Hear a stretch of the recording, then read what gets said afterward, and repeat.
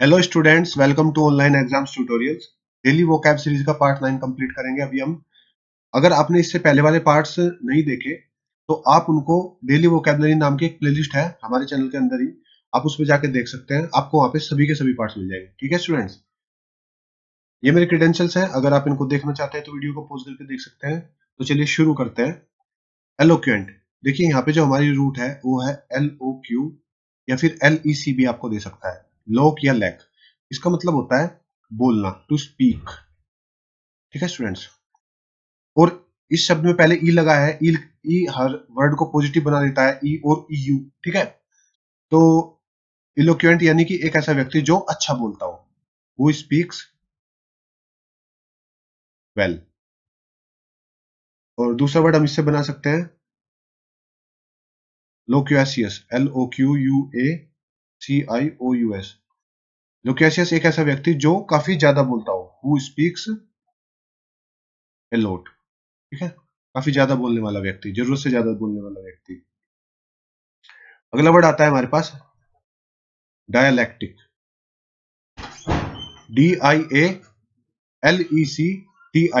ठीक है, LEC हमें दिखाई दे रहा है, LEC LOQ कुछ भी दिख सकता है आपको।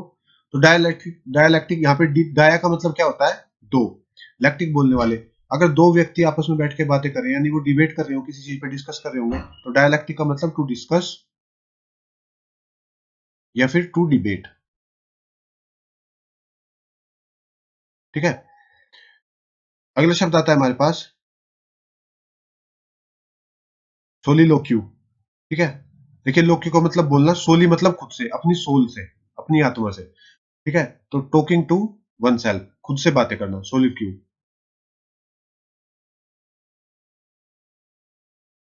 अब इसका उल्टा शब्द जो होगा वो होगा कोलोक्यू। कोल का मतलब दूसरों से या फिर गैदरिंग से, एक भीड़ से, टू स्पीक इन गैदरिंग। इस शब्द का इस्तेमाल हम तब करते हैं, मान लीजिए कोई मीटिंग वगैरह में या किसी कॉन्फ्रेंस वगैरह में बोलता है, तो उसके लिए हम कोलोक्यू बोल सकते हैं। अब एक अगला वर्ड आता है इसी से निकल के, मैग्नी लोक्यूएंट। लोक यानी कि बोलना, मैग्नी का मतलब ज्यादा, बड़ा। ठीक है, तो एक ऐसा व्यक्ति जो अपने बारे में बड़ा बोलता हो या फिर पोम्पस वे में बोलता हो। पोम्पस का मतलब होता है एक दिखावटीपना, जो अपने ऊंची ऊंची डींगे हाँकता हो। ठीक है, अपनी ज्यादा बड़ाई करता हो। तो पोम्पस मैनर में बोलना, टू स्पीक इन पोम्पस मैनर। पोम्पस का याद रखना, POMPOUS, यानी कि डींगे हाँकना, बड़ा बोलना, शेखी मारना। ठीक है,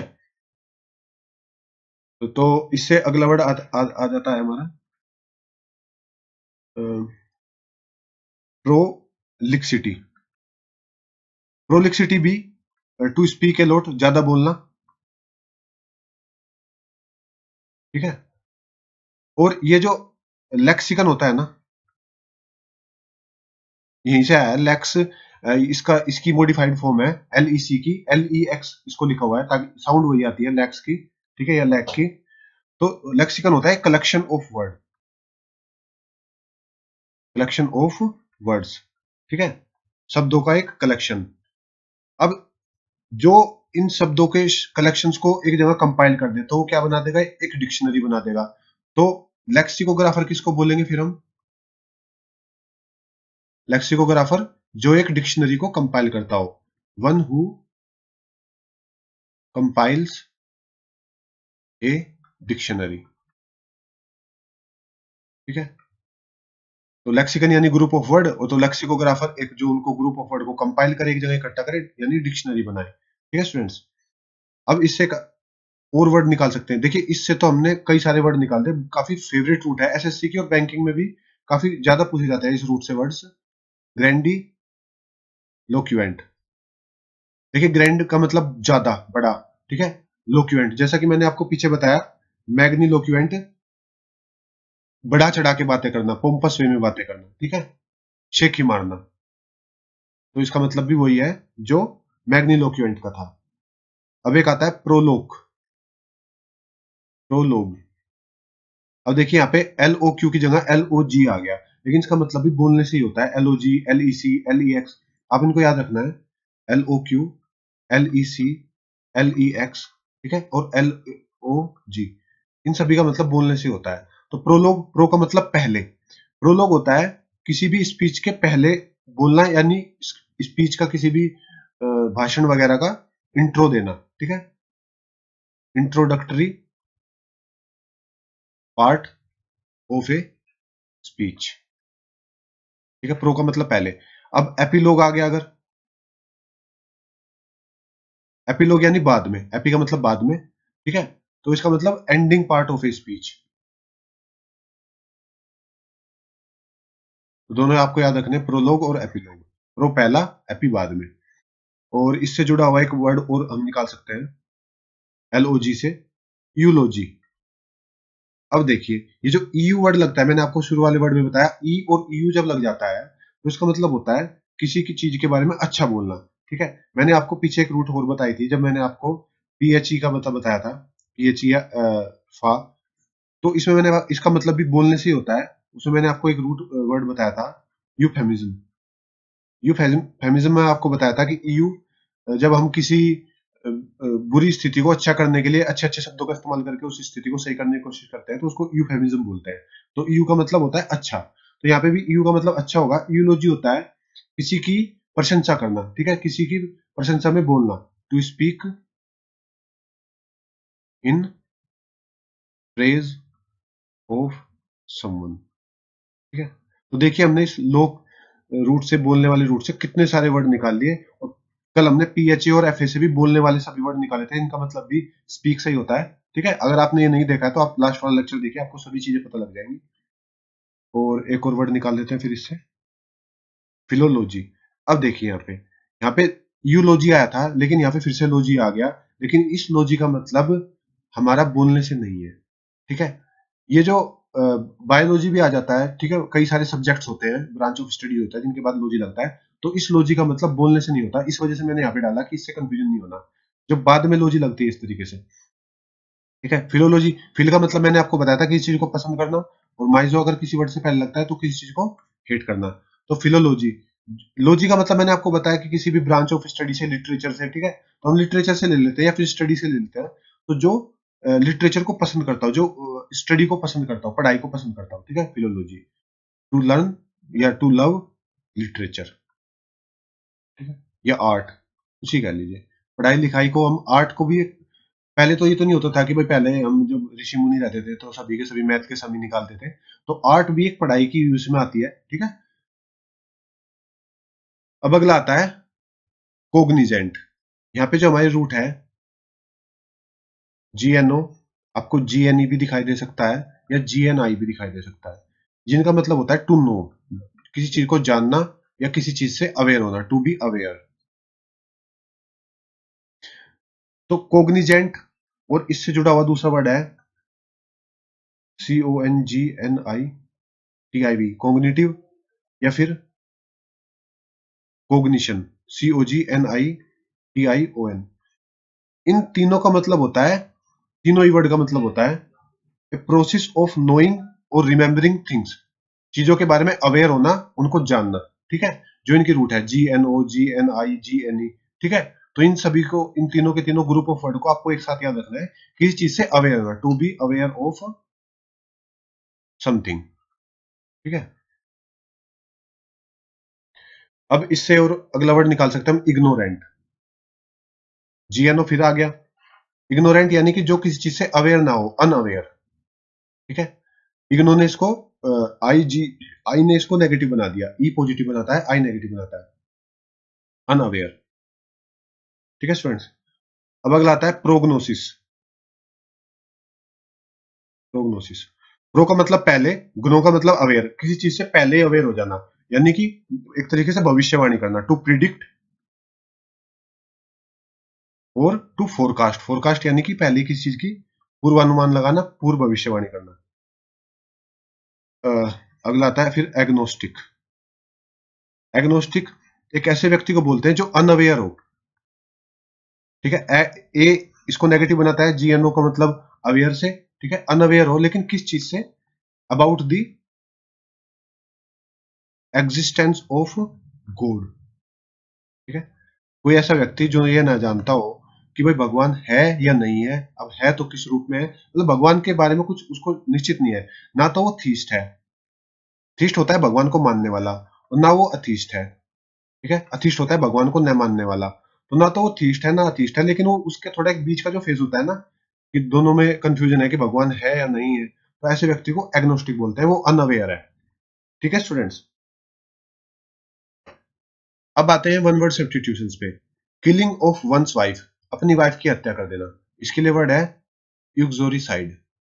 ठीक है, साइड का मतलब हत्या, और यूक्सोरी का मतलब होता है वाइफ से। ठीक है, तो अपनी वाइफ की हत्या कर देना यूक्सोरिसाइड। अब इससे एक वर्ड और बन सकता है यूक्सोरियस।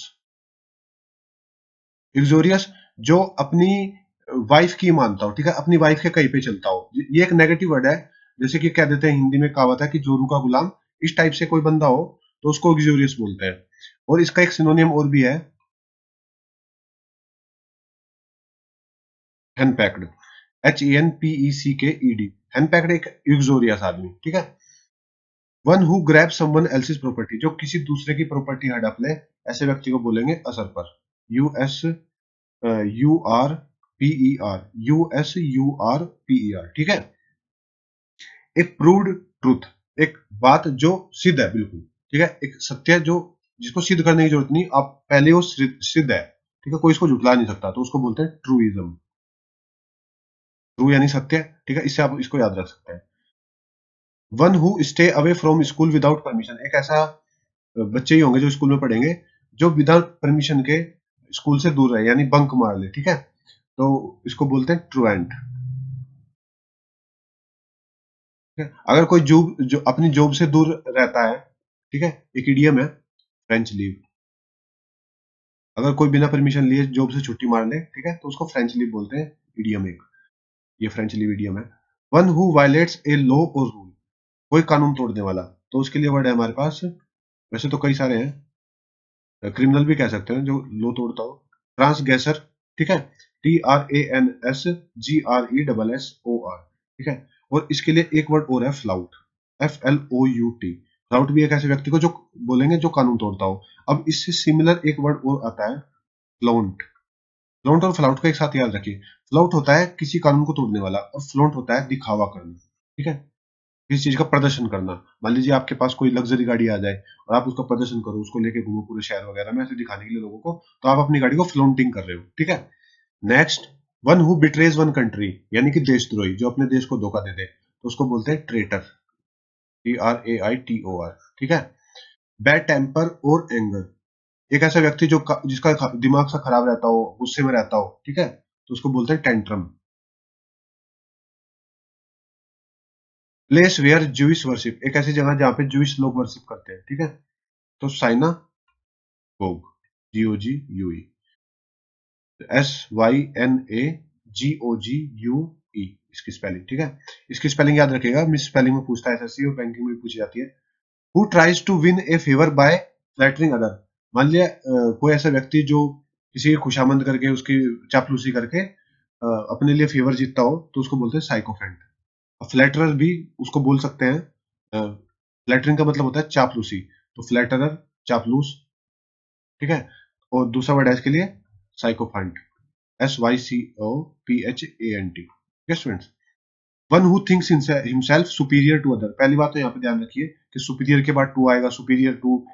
जितने भी एडजेक्टिव OR से एंड होते हैं ना, सीनियर, जूनियर, सुपीरियर, इनके बाद हमेशा टू प्रीपोजिशन लगती है। तो one who thinks himself superior to other, जो अपने आप को सभी से ऊपर मानता हो, तो ऐसे व्यक्ति को बोलेंगे सुपर सीलियस। ठीक है, सुपर सीलियस। अब चलते हैं इडियम्स एंड फ्रेजेस पे।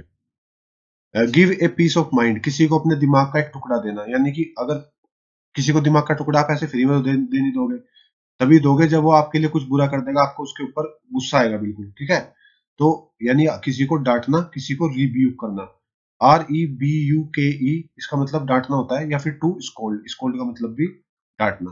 ठीक है स्टूडेंट, तो रिब्यूक और स्कोल्ड दोनों को याद रखना। रिब्यूक को भी पूछा जाता है काफी synonym antonym. Go to dogs, यानी कि ऐसी जिंदगी हो जाना कि आपकी जिंदगी कुत्ते की जैसी हो गई, यानी कि आप बिल्कुल रियून हो गए, बिल्कुल बर्बाद हो गए। टू बी रियून, रियून का मतलब बर्बाद। ठीक है, और या फिर इसको बोलते हैं टू डीजेनरेट। जनरेट यानी कि उत्पन्न होना, डीजेनरेट यानी कि वापस खाक में मिल जाना, और या फिर बोल सकते हैं डेटीरिएट। डेटीरिएट, DETERIORAT, टू बी डेटीरिएटेड, ठीक है, यानी बिल्कुल बर्बाद हो जाना, रियून हो जाना। रियून का मतलब होता है अवशेष, जब कोई चीज बर्बाद हो जाती है उसके अवशेष बच जाते हैं, ठीक है। Go to rack and run, इसका मतलब ये रैक एंड रूइन, रूइन का मतलब फिर वही बर्बाद हो जाना, ये सेम है, टू बी रूइन, ठीक है। इसका टू गो टू डॉग्स और go to rack and ruin दोनों का मतलब सेम ही होता है, बर्बाद हो जाना। गुड सेमेटेरियन, एक बहुत ही अच्छा आदमी जो हमेशा दूसरों की हेल्प करता हो, one who help other, one who helps other. Grass window, अब विडो का मतलब क्या होता है, जिसका हस्बैंड मर जाता है, लेकिन ग्रास विडो एक ऐसी औरत जिसका हस्बैंड तो नहीं मरा लेकिन फिर भी वो उससे दूर रहती हो, women who stays away from his husband, ठीक है। अब उसको भी बोल सकते हैं जिसका डाइवोर्स हो चुका है, कोई डाइवोर्सी औरत, ठीक है। ग्रीस दी पाम, ठीक है, ये बोलते हैं ना कि हथेली गर्म करना किसी की, तो आपने पिक्चरों में डायलॉग सुना होगा जब रिश्वत देते हैं, यानी कि टू ब्राइब, रिश्वत देना, ठीक है students. Green room, green room किसको बोलते हैं, ग्रीन रूम बोलते हैं एक ऐसी जगह जहाँ पे थिएटर आर्टिस्ट और ये एक्टर वगैरह अपने जाके कॉस्ट्यूम्स वगैरह चेंज करते हैं, ठीक है। कॉस्ट्यूम रूम जो होता है ना आर्टिस्ट का, कॉस्ट्यूम रूम्स फॉर आर्टिस्ट्स। लेकिन अगर मैं एक इडियम बताऊं, ग्रीन हॉर्न, ग्रीन रूम से अलग, तो ग्रीन हॉर्न, ग्रीन हॉर्न एक ऐसे व्यक्ति को बोलेंगे जो बिल्कुल एमेच्योर हो या नोवोइस, एमेच्योर या नोवोइस यानी बिल्कुल नया, नो सीखिया, अप्रेंटिस भी बोलते हैं, अप्रेंटिस। ये तीनों वर्ड याद रखें, अप्रेंटिस, नोवोइस, एमेच्योर या ग्रीन हॉर्न, या फिर एक तरीके से इनएक्सपीरियंस, ठीक है, जिसको ज्यादा एक्सपीरियंस ना हो। अब अगला आता है ग्रिस्ट ऑफ वन मील, यानी किसी व्यक्ति का फायदा उठाना या फिर उसको यूज करना अपने फायदे के लिए, ठीक है। ग्रिस्ट ऑफ वन मील्स। हेल्कियन डेज यानी कि बहुत अच्छे दिन, जो आपके बहुत खुशामंद जहाँ पे आपकी बिल्कुल अच्छा दिन चले हो आपके, peaceful days. Hammer and tongue, देखिए हैमर और टंग्स का इस्तेमाल कौन करते हैं, मजदूर, और मजदूर क्या काम करते हैं, पूरे दिन बहुत ही एफर्ट करते हैं अपनी रोजी रोटी के लिए, यानी कोई भी काम विद एफर्ट करना, विद ग्रेट एफर्ट्स, ठीक है, मेहनत करना। तो स्टूडेंट्स आज के लिए इतना ही, कल फिर आपके लिए अगला पार्ट लेके हाजिर होंगे डेली वोकैब सीरीज का, और ऐसे ही इंटरेक्टिव वे में अपनी वोकैबलरी को एनहांस करेंगे। अगर आप हमारे चैनल पे वीडियो पहली बार देख रहे हैं और आगे आने वाली वीडियोस देखना चाहते हैं, तो चैनल को सब्सक्राइब कीजिए और साथ में बेल आइकन का भी प्रेस कीजिए, ताकि आने वाली हर वीडियो का नोटिफिकेशन आपके पास पहुंच जाए। और अगर आपको वीडियोस अच्छी लगती है तो फिर आप इनको शेयर भी कीजिए अपने फ्रेंड्स में और रिलेटिव्स में, ताकि वो लोग भी अपनी वोकेबलरी सुधार सके अगर वे गवर्नमेंट एग्जाम्स की तैयारी कर रहे हैं, ठीक है। और अगर आपको कोई क्वेरी हो तो आप उसको नीचे कमेंट बॉक्स में कमेंट कर सकते हैं, या फिर हमें ईमेल भी कर सकते हैं। ईमेल आईडी है ऑनलाइन एग्जाम्स ट्यूटोरियल्स @gmail.com, ठीक है students. So thank you and have a nice day.